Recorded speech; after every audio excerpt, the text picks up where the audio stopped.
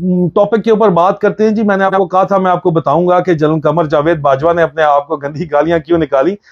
ये पता नहीं ये कहां से आ रही है, इसके पास इंफॉर्मेशन पता नहीं, इसको कौन स्पॉन्सर कर रहा है। इनको जब पता चलेगा तो इनके होश उड़ जाएंगे। अभी मैं नहीं बता सकता, लेकिन जब इनको पता चलेगा ना तो इनके होश उड़ जाएंगे। इनके वहमो गुमान में भी वो बात नहीं है कि मेरे पीछे कौन खड़ा है। बस ये सिर्फ अंदाजे लगा सकते हैं, तो लगाने दें इनको अंदाजे। बहुत अपने आप को तेज समझते हो ना। देखो होता क्या है तुम्हारे साथ। आउजुबिल्लाह मिनश शैतानिर रजीम, बिस्मिल्लाहिर रहमानिर रहीम। अजीजा मन, आपको मेजर आदिल राजा का सलाम पहुंचे। आज का ये खसूसी व्लॉग लेके मैं आपके सामने हाजिर हूं। आज गुफ्तगू के आगाज में मैं सबसे पहले तो उन लोगों का शुक्रिया अदा करना चाहूंगा जो मुझे बेतहाशा मोहब्बतें दे रहे हैं, बेतहाशा सपोर्ट कर रहे हैं, जो मस्जिद नबवी में जाके मेरे लिए दुआएं कर रही हैं, मेरी सलामती के लिए दुआएं कर रहे हैं। मैं आपकी मोहब्बतों का कैसे शुक्रिया अदा करूं। अल्लाह आपको जज़ाए खैर दे। अपनी दोस्तों का शुक्रिया करने के बाद मैं दुश्मनों का भी शुक्रिया अदा करना चाहूंगा कि मेरे बारे में झूठ बोल बोल के वो मुझे जो है ना लोगों की नजरों में लेके आ रहे हैं। और उसकी वजह से जाहिर बात है मैं जो पैगाम हक दे रहा हूं वो पैगाम हक पहुंचेगा बहुत दूर तक। क्योंकि मुझे डिस्क्रेडिट करने के लिए भी तो आपको मेरे वीलॉग देखने पड़ेंगे, मेरी बात सुननी पड़ेगी। और बात जो सच्ची होती है ना, बात जो हक पे होती है, वो दिल पे असर कर ही जाती है। मैंने इन लोगों का जिक्र जो है वो अपने ट्वीट्स के अंदर किया है, लेकिन मुझे बिल्कुल इनकी भी परवाह नहीं है, क्योंकि बेतहाशा इतने लोग हैं जो मुझे सपोर्ट कर रहे हैं, जो फिफ्थ जनरेशन वॉरियर्स थे, जो एक जमाने में आईएसपीआर के लिए और आईएसआई के लिए वॉलंटियर हैसियत में काम कर रहे थे, पूरी दुनिया के अंदर फैले हुए। मेरी तरह के लोग जो अपने जेब से पैसा लगा के काम कर रहे थे, उन लोगों को अभी हकीकत तो पता है ना, वो बेवकूफ तो नहीं है ना, वो माजे गांव में तो नहीं है। तो उन लोगों को ये बात पता है और वो हक सच जानते हुए मेरे जैसे लोगों को सपोर्ट कर रहे हैं। तो उन लोगों को मेरा सलाम। उनके अलावा उन खामोश मुजाहिदों को मेरा सलाम जो इस हक और सच की लड़ाई में हक के साथ खड़े हैं, सच के साथ खड़े हैं, who are on the right side of history। उन लोगों को मेरा खास सलाम। और मैं आप लोगों को बताता चलूं कि एक बहुत बड़ी तादाद है, लाखों के अंदर यह तादाद है जो ये रेजिस्टेंस है, जो इस वक्त आपकी खातिर जो है एक जंग लड़ रही है, हक की खातिर जंग लड़ रही है, अवाम को हकूक दिलाने की खातिर एक जंग लड़ रही है। क्योंकि ये एक तनहा बंदे का काम नहीं है, मैं अकेला बंदा ये काम नहीं कर सकता। देखिए मेरे पास जो मालूमात पहुंचाई जा रही हैं उसको मुझे 2-3 जगह से वेरीफाई फिर करना पड़ता है। एक ही मालूमात मुझे जब 3 जगह से आती हैं फिर उसको मैं दोबारा वेरीफाई करता हूं, तो ये मालूमात जो है ये बहुत सेंसिटिव किस्म की मालूमात होती हैं। ये उन्हीं लोगों को पता है जो अंदर के लोग हैं। तो अंदर ये बहुत ही बड़ी तादाद में एक रेजिस्टेंस है। और मेरा आखिर में, इससे पहले कि मैं आज के वीलॉग के ऊपर बात करूं, आज के मैं चीफ का बारे में आपको बताऊं कि उन्होंने क्या कहा था अफसरों के सामने, इससे पहले मैं ये जरूर बताता चलूं कि जो गैर कानूनी तौर पे नौकरी बाज लोग बाज नहीं आ रहे ना, उन लोगों का ऐसा हिसाब होगा, ऐसा हिसाब होगा कि ये लोग रोएंगे। मैं आपको यकीन दिलाता हूं ये लोग रोएंगे, क्योंकि इनको तो अभी समझ ही नहीं है। ये तो उनको ये समझ नहीं आ रही है, तो अपनी अपनी सोच है। कुएं के मेंढक को लगता है कि बाहर कोई दुनिया है ही नहीं ना, तो इनकी अपनी अपनी सोच है कि पता नहीं ये कहां से आ रही है, इसके पास इंफॉर्मेशन पता नहीं, इसको कौन स्पॉन्सर कर रहा है। इनको जब पता चलेगा तो इनके होश उड़ जाएंगे। अभी मैं नहीं बता सकता, लेकिन जब इनको पता चलेगा ना तो इनके होश उड़ जाएंगे। इनके वहमो गुमान में भी वो बात नहीं है कि मेरे पीछे कौन खड़ा है। बस ये सिर्फ अंदाजे लगा सकते हैं, तो लगाने दें इनको अंदाजे। बहुत अपने आप को तेज समझते हो ना। देखो होता क्या है तुम्हारे साथ। बहरहाल टॉपिक के ऊपर बात करते हैं जी। मैंने आपको कहा था मैं आपको बताऊंगा कि जलन कमर जावेद बाजवा ने अपने आप को गंदी गालियां क्यों निकाली। एक तो है वो बड़े मजाहिया किस्म के आदमी है, बड़े खुले दिल के जो है ना वो आदमी है, और बड़ी मतलब जुगते वगैरह मारते हैं। तो मतलब बड़ी मजाहिया तबीयत है सर की। तो इसी तरह इसी तबीयत के अंदर जब लोगों ने अपने खदशात का इजहार जीएचक्यू में उनके साथ किया, तो उन्होंने बड़े ही जबरदस्त अपनी फ्लुएंसी के अंदर कहा कि मैं बड़ा फलाना फलाना फलाना।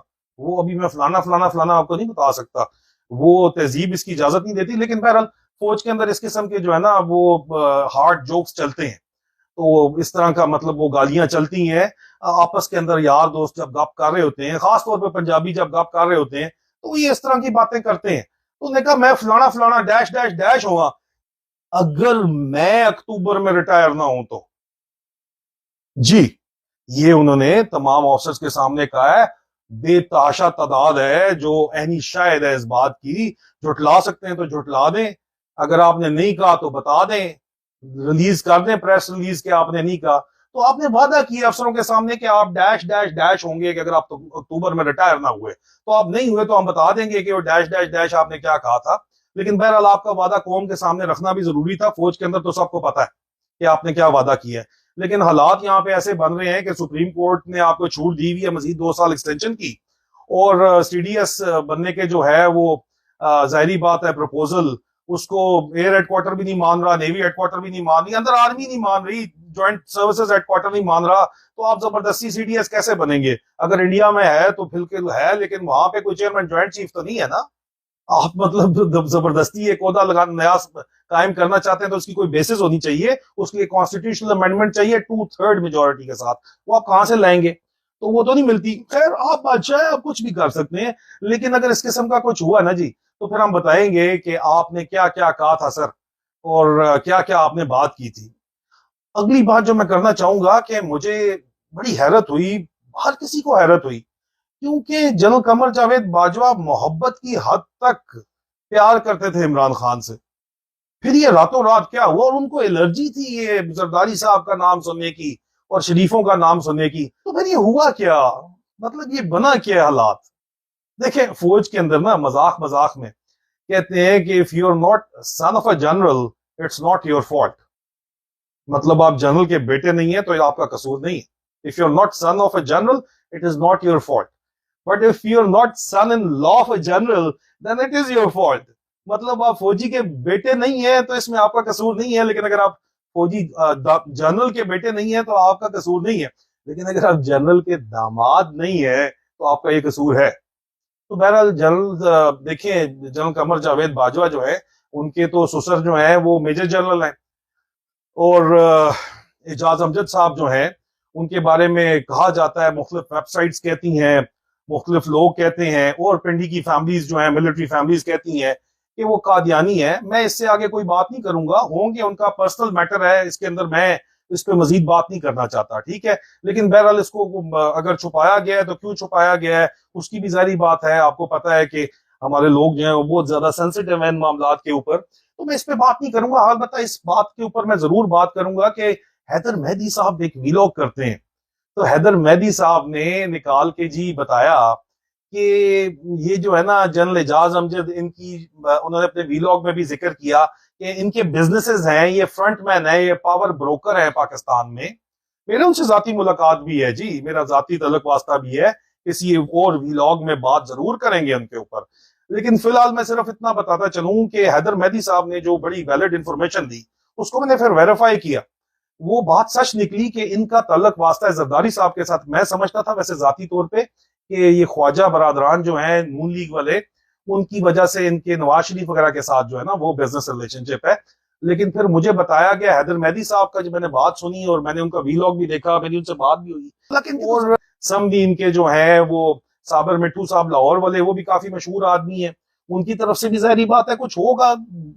उनकी अगर आप सोशल मीडिया मैंने मॉनिटर किया, खसूसी तौर पे इमरान खान साहब को निकाले जाने से पहले पूरी फैमिली का, तो उसे एंटी इमरान खान पोस्ट कर रहे थे। तो जाहिर बात है जो पब्लिकली कर रहे थे तो मामू को भी आगे बता रहे होंगे, सोरा दमाद को भी अपने इंटरेस्ट की वजह से कह रहा होगा, और वो तो ऑल एंड ऑल है। खैर वो डायरेक्ट फोन करते हैं, उनको किसी भी काम करने के लिए चीफ को इन्वॉल्व करने की दामाद को जरूरत नहीं है, वो डायरेक्ट फोन करते हैं हर किसी को, और हर किसी को पता है इनकी ना सुनी तो फिर मामला गड़बड़ है। तो अभी मेरे ख्याल में आज के लिए इतना बर्डन ऑफ ट्रुथ काफी है। आप लोग खुद काफी सियाने लोग हैं, इसमें जो है इसका सियाको सबाक समझ जाएं और निकाल लें जी इसके अंदर से हक और सच की बात। अगर मैं झूठा हूं तो मेरे ऊपर लानत हो, लेकिन मैं कोई भी बात जो है वो बगैर क्रॉस चेक किए नहीं कर रहा जी। मैं वेरीफाई करके हर बात कर रहा हूं। और इसके अलावा मेरे पास बेतहाशा इंफॉर्मेशन, क्योंकि ये रेजिस्टेंस को एक दो लोग नहीं है जी जो दे रहे हैं, ये मैं आपको बताया लाखों की तादाद है जो इंफॉर्मेशन दे रही है, अंदर से दे रही है। तो फिर जाहिर बात है कि बातें भी बेतहाशा पता है, लेकिन बात हम सिर्फ वही करेंगे जिसका पाकिस्तान को फायदा है, उसके अलावा हम कोई बात नहीं करेंगे। ठीक है ना जी। और मैं आखिर में एक दफा फिर पाक फौज के उन मुजाहिदों को सलाम पेश करूंगा जो आज भी अपनी जानों का नजराना अपने पाक वतन की खातिर पेश कर रहे हैं। आज भी हमारा सिपाही शहीद हुआ जी, और ये रोज शहादतों का एक सिलसिला है, इसके अलावा कुर्बानियों का एक सिलसिला है। ये लोग जो है ना जी, ये आपके लिए खड़े हुए हैं, ये मजबूरी है, ये सामने तो नहीं आ सकते, लेकिन सामने मैं आ गया हूं ना, तो मुझे वहां मालूमात पहुंचाई जा रही है। मेरे अलावा बेतहाशा और लोग हैं जो इस वक्त खुल के सामने आ रहे हैं और वो मालूमात उनको पहुंचा रहे हैं। और इस सिलसिले में आप हैदर मेहदी साहब का व्लॉग देख लें, तो आपको बहुत अच्छे तरीके से जो है वो मामलात समझ आना शुरू हो जाएंगे। खुल के वो भी बात कर रहे हैं और अपनी क्रेडिबिलिटी, जाहिर बात है कोई भी एट स्टेक नहीं रखता। ठीक है ना जी। जो बात चेक, काउंटर चेक और फिर क्रॉस चेक हो, सिर्फ वही आपके सामने हम लेके आते हैं। तो इसके साथ इस व्लॉग में इजाजत चाहूंगा और आप लोगों से दुआओं की दरखास्त है। पाकिस्तान जिंदाबाद। अस्सलाम वालेकुम।